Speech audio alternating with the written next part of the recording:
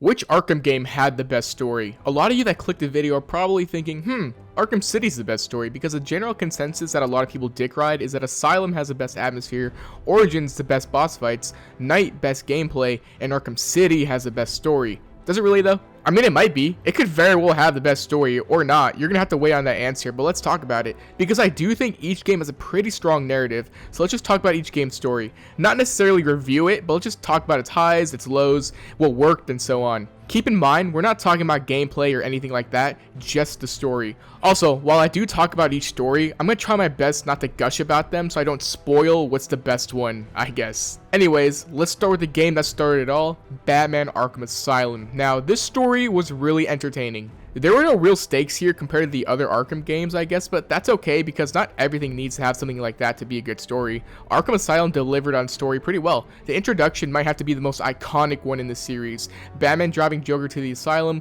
with the doors opening revealing their poses, super iconic. On top of that, the voice acting was of course super well done, which can be said for each game. Here though, it's where you first see a Batman very calm and collected, establishing that he's done this for a very long time. The story really sucks you in and has a pretty clear focus on what the objective is, which is to stop Joker from taking over the asylum. Characters were used very well here, and they all act like how you expect them to. There's really interesting moments too, like Batman stopping himself from throwing a batarang at the Joker because the fall would kill him. The game has little instances like that to establish the characters, and I really like that. However, while the story here is good, it's just kind of bland. This game feels like a typical night of Batman's, or quote-unquote episode of his life, if you will, if this were like a Batman TV show or something, which isn't a bad thing at all. Like I said, you don't really need stakes to make something good because this story is good, like I said. But with no real twists and turns, it's hard to make what is good your absolute favorite in a series. Now, I will say this game's atmosphere does add to its story a lot. Throughout the story, you really see how crappy of an area Arkham Asylum is, which you can't really say for the other games. Arkham Asylum is a hellhole, and even without Joker taking it over, the story establishes that it's just a disturbing area to be in. The other games don't really give you that sense of dread. Having a smaller map filled with eeriness and creepy details helps to build onto the story, making all these creepy villains you see pop out more. Killer Croc is a great example, as playing that mission the first time made me feel a sense of hopelessness that I really didn't feel in the other games. And the story did have some awesome moments, like the Scarecrow bit where everyone thought their game crashed, but at the base of the story, it's a very straightforward Batman story, and unfortunately the game doesn't stick to landing on the ending very well. The whole Titan Joker bit just felt kind of whatever, and it's not what people remember about the game. Overall, however, the game's story really benefited from its tone and sense of dread with a good story to accompany it. Add that with an amazing cast of voice actors and you have a great story here. The atmosphere really does set it apart from the other games, since the other games do have their darker tones for sure, but it's just not as claustrophobic as Arkham Asylum was. Next one I wanted to talk about was Batman Arkham Origins. Now, Arkham Origins had a very distinct story from the other games in that it was very character driven. While the other Arkham games focused primarily on the villains and Batman trying to stop them, Arkham Origins focused a lot on Bruce as he transitioned from being a brutal, angry Batman who wanted to be a lone wolf to then understanding that allies like Alfred are only there to help him and make him stronger. The story does an excellent job at what it set out to achieve. Everything around that, however, like the main plot, the villains, the voice acting, are all very top notch as well, as expected from an Arkham game. I think what really makes the story great is the character of Batman. We've never seen Batman like this in the other Arkham games. In the other games, he's way more stoic and way more of a calm and controlled badass. Aside from the amazing character narrative we got on Batman, the other characters in the game are done it excellently too, like Bane and Joker. Even the ones that aren't focused on as much, like Firefly, get a lot of time to shine and play really enjoyable roles in the story. I think the main thing that hinders the main story is the game's ending for me. Kind of ends abruptly. It's like Batman stops Joker and Gordon's like, we have Batman now, yay, and Batman glides off as it goes to the credits. Like, really? I feel like there should have been more there. Aside from that, some things like how underused Deathstroke was disappointing considering how much they promoted him before the game released. He's a really cool character, so it sucked. That can all be chalked up to preference though. Overall, the story here was very well done for a character-driven narrative. The cutscenes were all beautiful. The voice acting, Roger Craig Smith and Troy Baker as Batman and Joker, are just insanely good. It's criminal they aren't these characters more because my gosh, they are so well done. The same can be said for everyone else in the game too. Everyone did a great job here. But yes, to wrap it all up for this game, Arkham Origins had a very character-focused, character-driven narrative with the story not really having huge stakes, which isn't the point though. The story set out to show us the Batman actually going through character development, which they nailed really well. It showed Penguin having some hoes too, which was cool. While the game could have benefited from a better ending, I think overall, the things they did to set this apart from the other Arkham games are pretty good if you ask me. I understand that people didn't like that they used Joker again, but come on, for a prequel, a story between Batman and Joker's first interactions with each other is always really cool to see. And I think this game caught a lot of undeserved flack because of it. It's good people are starting to see how good this game is now, so they can experience the great story. Now, the next game I wanted to talk about is Batman Arkham Knight. I'm saving Arkham City for last because, you know, people say it's the best story, and I love its story, but yeah, let's not get ahead of ourselves. Arkham Knight really set out to obviously be the biggest scope of the Arkham game, since it was the conclusion. Scarecrow threatening the entire city, and Batman has to go stop him. Oversimplified, but yeah. Also, the Arkham Knight is there doing stuff. I know I'm kind of messing around here, but the story is actually really interesting. I think a lot better than some people give it credit for. The game, to me, gave a very satisfying conclusion to the series. While the story I feel gets the most slack out of the series, to me, I think it had a lot of its own identity to make it stand out. Let's start with the stakes. This is the first time we really have to save the entire city of Gotham, while the other games are more focused on their locales, so it's really cool on that end. The stakes here are the highest it's ever been, and you know that something monumental will happen at the end before finishing it, which did happen. Batman ultimately dies. Not really though, he just becomes a new symbol for Gotham City, whatever that means. Throughout the story, however, you get some really emotional, intense moments in the game. The part where Oracle quote-unquote shot herself was one of the most well-done sequences in the Arkham games. A very tense moment. And the scenes where you see Jason Todd getting tortured are just gut-wrenching. The game really pushed it up with the mature rating showing these kinds of events, and it helped to build onto the story. It helped you see how Batman blames himself for these things happening to his family. The effect Scarecrow has on Batman is highlighted excellently because of things like this. The story really went all in with that aspect of fear and hallucinations, showing us things like this, making us ask ourselves what's real and what isn't. Add that all with the Joker going around trolling you, and this may be the most enjoyable a story has been between the cutscenes between point A and point B, because you have a consistent solid narrative there with Joker. It's really cool, and I feel these moments get underappreciated because of how much the Batmobile pissed people off. Now again, we're only talking about the story here, not gameplay, but the Batmobile being used a lot in the story makes sense. Batman is fighting against an entire army, which includes tanks. Of course, the Batmobile from a narrative standpoint is going to be used a lot. It just makes the most logical sense. What I really like is that Scarecrow is pretty much there the entire time, whether he's talking on the intercom or whatever it is while he's gliding around to each beat of the story. He's there to remind you that, hey, I'm the big bad here. And then there's the Arkham Knight, of course, we have to talk about. Now, let me just say this. If Rocksteady didn't try and make us think he was this quote-unquote entirely new character before the game came out, I think people wouldn't have been so hard on the whole idea. Narratively speaking, it does make sense that Jason is mad at Batman, and personally, I actually thought the Arkham Knight was really badass. My main issue with it was the conclusion. There really was no proper ending between him and Batman.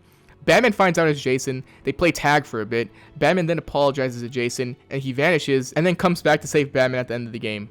But then, he doesn't say or do anything. After he saves him, Batman just kind of walks away. I feel like Bruce and Jason needed more scenes together. It would have been so awesome to see them talk about the trauma and Batman trying to explain to Jason what happened. Instead, we got a relatively rushed conclusion with him, which kind of sucked for me. Aside from his conclusion, I thought Arkham Knight was entertaining, and I thought the rest of the story was great too. The amazing graphics really benefited to the story and added to all the amazing moments it had to offer. Sometimes it could be a bit incohesive, like the Joker blood and Scarecrow fear toxin. Stuff like that is explained in the game, but I feel like it can confuse people about what Batman is infected with and yada yada yada. Overall though, I think the story was great, and it stuck the landing to the conclusion. Could it have been better? Sure. But you can say that about a lot of stories, especially ones that sucked. This one didn't, so it was a nice conclusion to the Arkham series for me. I enjoyed the story for this game. Okay, now, let's finally move on to Batman Arkham City. A lot of people's favorite entry in the series, and for good reason. Don't think I'm here to try to be devil's advocate. I f***ing love Arkham City. I got it day one when it released, and it was love at first sight. This game just revolutionized the whole genre, right?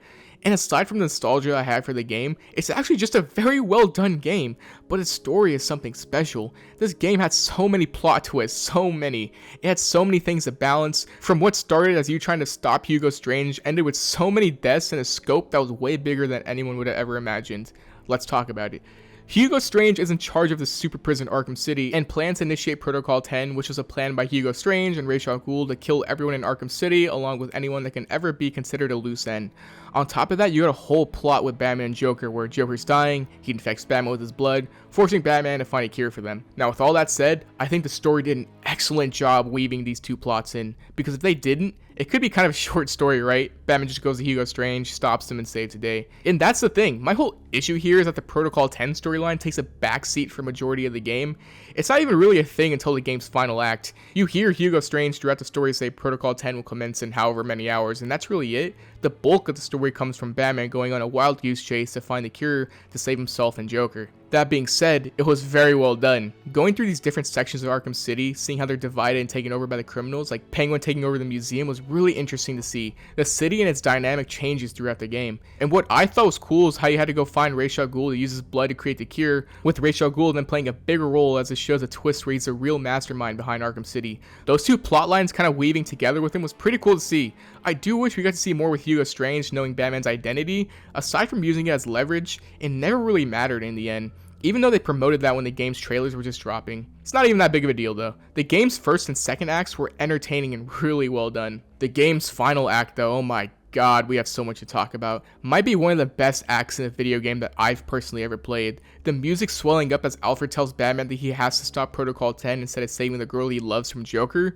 The twist with Ra's al Ghul killing Hugo and revealing he's the mastermind. And then him dying. Then going to save Talia and finding out that Clayface was pretending to be the Joker. Then Talia dying. And then Joker dying. Like, what the f***? So much happens in the final act, and it's all done very well. It's kind of wild. The game definitely had the biggest and most impactful ending of the series, hands down. Joker dying, a bold move, but one that'll set this game apart from many to come. The twist with Clayface was out of nowhere, but worked so well. It makes you want to replay the game to see the little hints about him. The game's conclusion to me was the best in the series, hands down, and the story leading up to it was amazing, hands down. It was not only cohesive, but tight-knit. It was groundbreaking. Being one of the first AAA superhero games to fully explore an open world like that and do it near flawlessly while also intertwining it with the story was really impressive. The characters were all done flawlessly except Bane, but he's not part of the main story, so whatever. Having a great story topped off with a jaw-dropping ending makes this game extremely memorable. Arkham City was a fantastic story. I loved it. Okay, so now that I've glazed over these games, which one is the best? Each of the games have a compelling and interesting story. However, yes, sorry to disappoint, Arkham City does have the best story. From a narrative standpoint, it just really excels. Psych! You thought Batman Arkham Origins had the best story out of all these games. It does. Do not go in the comment section yet. Scroll back up and watch what I have to say and subscribe to if you're not a pussy, but hear me out. I'm going to share a couple of words with you, okay? You may have never heard of these words, so I recommend looking them up after I say them because I'm not going to define them for you. Are you ready?